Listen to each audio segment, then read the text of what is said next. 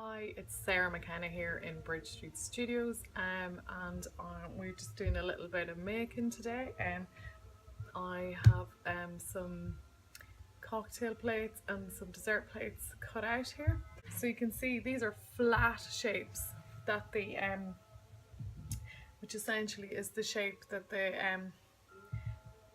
cocktail plate is going to be. And when it gets to this point, it's kind of like a waiting game. You have to wait for the clay to dry out to a certain point where it's going to hold a little bit of shape. So if cut them all, it's real rough cut at this point. And then I go over the edges on every piece. You can see that my little names and logo stamp has gone into the bottom already. You can kind of do that once you've cut them out.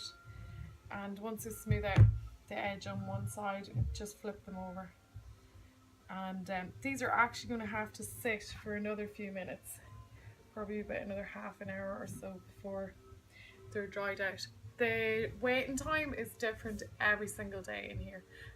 We have an old grain store with like thick stone walls. The building's just under 300 years old, so we some days are damp and some days are dry and some days are windy.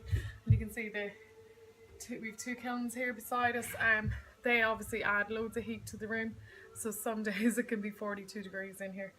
Kilns haven't actually been on for a few days and it's been really rainy outside, so everything's taken a little bit more time to dry.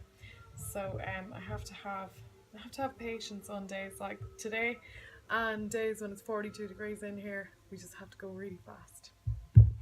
This has stiffened up a tiny bit now, and you can see that with the cocktail plates it's really just the gentlest little turn in the piece.